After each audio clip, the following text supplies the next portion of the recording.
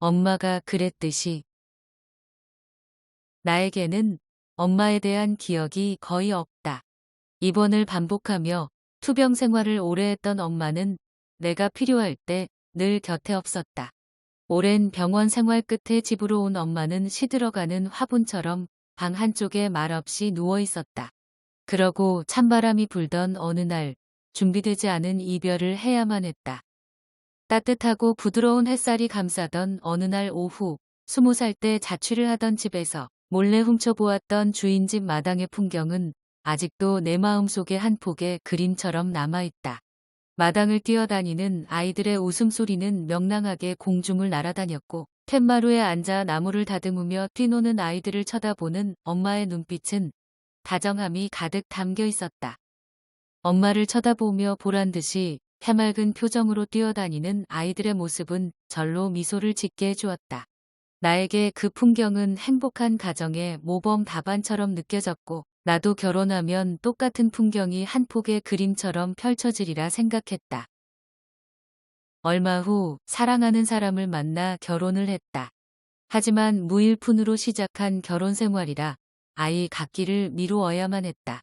매달 빠져나가야 할 전세 대출금이 있었고 몸이 불편한 친정아버지에게 맞달로서 생활비를 보내야 했기 때문이었다. 간절히 원하던 아이가 내겐 사치처럼 느껴져서 해를 미루다가 마침내 임신을 했고 첫 아들을 낳았다. 좋은 엄마가 되리라. 잘 키우고 책임지리라. 임신을 했을 때부터 가장 먼저 했던 다짐이었다. 이 땅의 모든 엄마가 그러하듯 나 또한 좋은 엄마가 되고 싶었다. 새근새근 잠든 아이의 이마를 매일 간지럽히듯 어루만지는 아침 햇살 같은 엄마. 아이의 곁에서 늘 지켜주고 따뜻하게 웃어주는 그런 엄마가 되고 싶었다.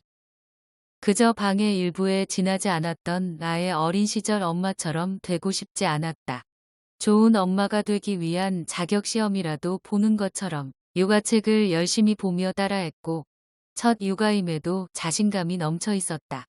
아이와 함께 많은 시간을 보내기 위해 직장을 그만두는 것도 그래서 크게 고민하지 않았다. 그런데 뜻밖에도 내 삶이 뿌리에서부터 송두리째 흔들려 버리는 사건이 발생했다.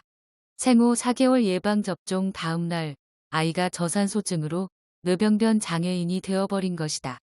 똘망똘망한 눈망울을 되찾을 수 있으리라 기대하며 사랑과 정성으로 보살폈지만 손톱만큼씩만 좋아졌다. 가슴에는 늘 무거운 돌덩이가 들어앉은 것 같이 답답했던 그때에 둘째를 임신했다. 형제가 생기면 큰 아이가 동생을 보고 따라하며 덩달아 같이 잘 클 수 있지 않을까? 장애가 있는 큰아이에 대한 과도한 기대와 집착도 줄어들겠지. 그런 긍정적인 마음으로 둘째를 낳았다. 둘째 아이는 가르쳐주지 않아도 뒤집기를 하고 배밀이를 하고 붙잡고 서더니 아직 엄마 말도 못하는 형을 앞질러 종달새처럼 온종일 제잘거렸다. 형의 장난감을 시시하게 생각하는 시기가 금방 왔고 형을 위해 태교 때부터 준비한 동화책을 혼자서 줄줄 읽었다. 결국 중학생이 되자 덩치마저 형을 이기게 되어 형이라고 내세울 만한 것이 하나도 없게 만들었다. 34개월 터울의 둘째 아이는 초등학교 들어가자마자 형을 도와주며 엄마에게 힘이 되어 주었다. 다행이고 고마운 일이었다.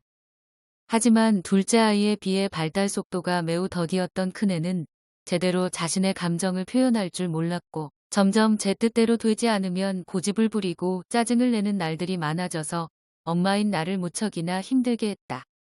항상 타이밍이 문제다. 내가 피곤하지 않고 마음의 여유가 있을 때는 잘 받아주는데 몸이 힘들고 바쁜 시간이면 아이를 받아줄 여유가 눈꼽만큼도 생기지 않는 건 예나 지금이나 마찬가지다. 아마 그날도 그런 날 중 하루였으리라. 이제 그만 좀 해라. 아휴, 내가 진짜 못 살겠다. 엄마의 넋두리에 중학생이 된 둘째 아이가 제 형과 내가 실랑이를 하는 방에 들어왔다. 나는 구원병이라도 되는 듯 반기며 불편한 감정을 여과 없이 쏟아냈다. 형이 TV 리모컨을 또 망가뜨리고는 지금 당장 고치라며 날 못살게 군다. 그러자 둘째 아이는 대뜸 형을 거칠게 밀면서 소리쳤다. 엄마 좀 힘들게 하지 마.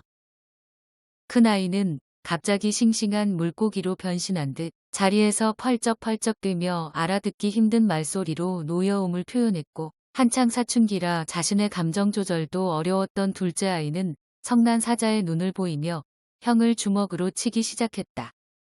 동생이 형을 때리는 장면을 보는 순간 지옥이 따로 없다고 느꼈다. 내가 알아서 할 테니 넌 저리 가 있어 라는 물기 없는 목소리가 좁아진 목구멍을 겨우 빠져나왔다. 우리 세 명은 모두 침묵했다. 간간히 몸에 쌓인 나쁜 독소를 빼듯 긴 한숨 소리만이 적막한 공기 위에 뿌려졌다. 참으려고 무던히 애썼는데 주책스럽게도 몸속의 모든 물이 눈물이 되어 쏟아졌다. 아, 어떻게 해야 하지? 둘째 아이는 매일매일 엄마를 힘들게 하는 그 순간마다 형이 미웠을지도 모른다. 하지만 난 둘째 아이의 형에 대한 수많은 사랑 또한 기억하고 있다. 6살밖에 안 된 녀석이 엄마가 없는 시간에 배변 처리를 해주어야 했던 일, 옷을 입고 벗는 것이 자유롭지 못한 형에게 수영복을 입혀서 수영장에 함께 들어간 일, 매일 형 신발 신는 것을 도와주며 손 붙잡고 횡단보도를 건너서 태권도장에 다닌 일, 학교에서 제 형을 괴롭히는 형들에게 주먹을 날린 일, 친구들이 형을 이상하게 보더라도 결코 형을 부끄러워하지 않던 동생이 아니었던가.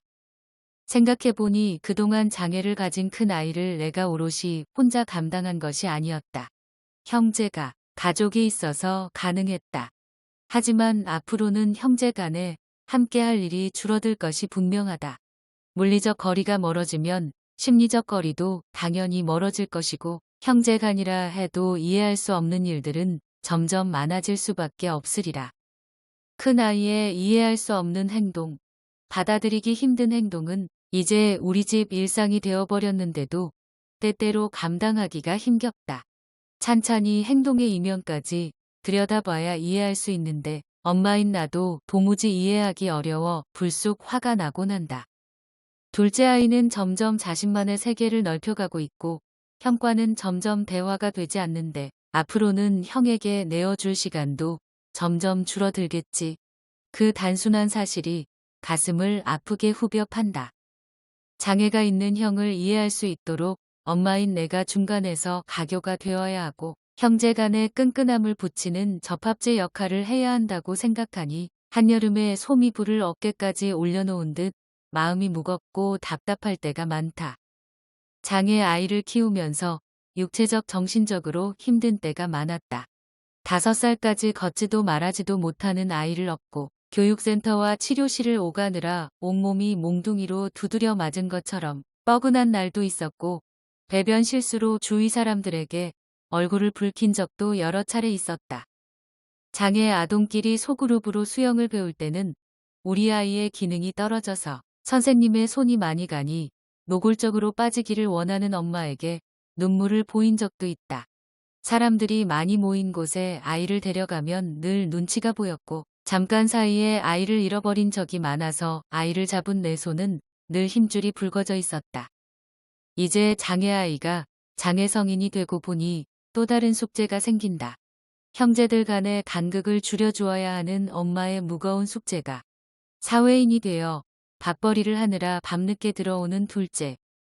학교 시험 기간에는 왕이라도 된 듯 자신의 시간표에 맞추어 밥을 차려주기 원하는 중3인 셋째. 각자의 생활이 달라지다 보니 이전처럼 한 상에 앉아 도란도란 이야기를 나누며 저녁을 먹는 일도 줄어들었고 엄마의 집합 명령에 쪼르르 달려 나와 외출하는 일도 오래전 기억이 되고 말았다. 어느 순간 두 동생들의 키와 몸집이 형보다 압도적으로 커버린 걸 보니 묘한 기분이 든다. 동생들에게 장애가 있는 형은 어떤 존재일까? 형이 장애인이 아니었다면 엄마의 관심과 애정을 좀 더 당당히 요구했을 동생들인데 내가 형을 편애했다고 느끼지는 않겠지. 가끔 진로 조언도 해주는 친구들의 형이 부러운 적도 있었지만 장애가 있는 형을 두었기에 자신들이 사회적 약자를 이해하고 배려하며 성숙된 사람으로 성장할 수 있었다고 동생들이 얘기할 때 미안하기도 하고 고맙기도 하다. 동생들에게 형의 존재가 인생의 마이너스가 아니라 플러스가 되기를 소망한다. 지금까지 함께 잘 성장해준 것처럼 앞으로도 우애 있는 형제가 되길 바란다. 결혼 대상자에게 형의 존재를 당당히 얘기할 수 있고 자신의 친구들에게 형의 존재를 부끄러워하지 않았으면 좋겠다. 아이 얘기를 하지 않고 집안에 꽁꽁 숨기고 키운다는 건 존재를 부정하는 것이라 생각해서 6살 이후 대중목욕탕만 빼고 어디든 장애 아들과 함께 했던 이 엄마가 그랬듯이